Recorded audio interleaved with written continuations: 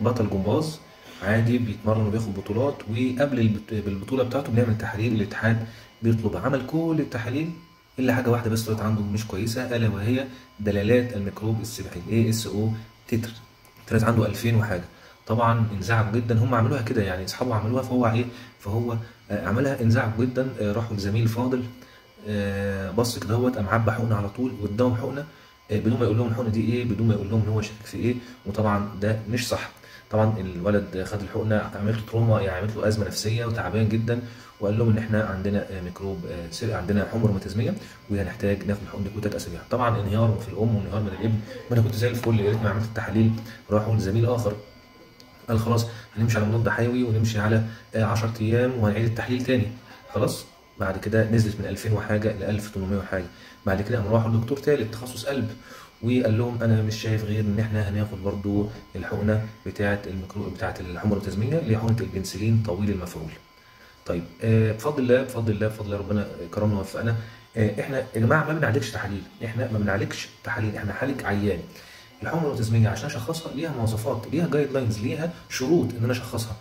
طبعا في بعض الحالات بتبقى مشكله، بتبقى انت مش عارف، ما هياش واحد زائد واحد يساوي اتنين، ولكن الاطار نفسه او المجمل نفسه انت عارف فين. لكن هل يعقل ان عيان ما بيشتكيش من اي حاجه، ولا ركبه ولا قلبه ولا صدره ولا اي حاجه، عيان فري، عشان ورقه بتقول ان انا عندي تحليل 2000 وي؟ طيب ده يثبت ان احنا كنا عندنا عدوى من الميكروب السبحي اللي هي بتطول عند الناس. يعني احنا يا جماعه بيجي لنا ميكروب سبحي، الدلالات دي بتقول ان انت كان عندك اصابه بميكروب السبحي، عندك لوز، عندك التهاب رئوي، عندك مشكله التهاب في الاذن الوسطى. خلاص طيب ممكن احنا نخف خالص والميكروب السبحي دلالته تفضل في الدم قد تصل الى 6 شهور وتقعد تقل بالراحه. نقعد احنا بقى ندي العيان حقن عشان هي كده كده هتقل ان شاء الله. خلاص نكمل قصتنا. العيان جاي شفته فحصته، مفيش اي شكوى، مفيش اي شكوى. طبعا قلت له مفيش اي حقن ان شاء الله هناخدها، وهنتابع. طب مش هناخد ادويه؟ قلت له والله انا ما ينفعش اكتب لك ادويه، اكتب لك ادويه مش مقتنع بيها.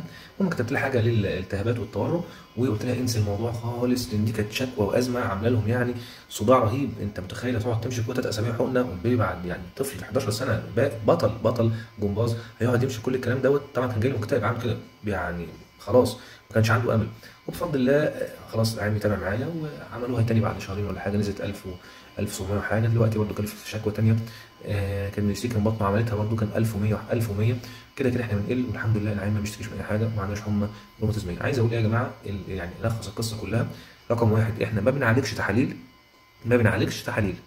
رقم اتنين الحمى الروماتيزميه ليها مواصفات رئيسيه ومواصفات ثانويه بلس دليل. الدليل ده يا اما دلالات الميكروب السبحي الاي اس او تي، او ان احنا نعمل مزرعه من الايه، من الحلق تطلع لنا ان في اصابه فعلا، او تزرع ميكروب سبحي. مش الدليل فقط اللي ايه اللي اشخص بيه. زي ما قلت عندنا بنجيب 2 مواصفات رئيسيه مع دليل، او واحده مواصفات رئيسيه مع 2 مواصفات ثانويه مع دليل. لكن انا لو جبت لك الدليل بس، طب فين المواصفات؟ فين الاصابه اصلا؟ فين الشقه بتاعت العيان؟ رقم واحد هنشرح عليه. رقم اتنين الحمى الروماتيزميه ليها بروتوكول في تشخيصها. رقم ثلاثة يا جماعه يعني بلاش خوفك الزياده يخليك ايه، تخليك في السيف سايد. لا، تروح لدكتور كويس قاري كويس، ما بيخافش طول ما انت على باك جراوند علمي، طول ما انت واثق من نفسك واثق من تشخيصك. خلاص انت مش هتكون مهزوز قدام العيان.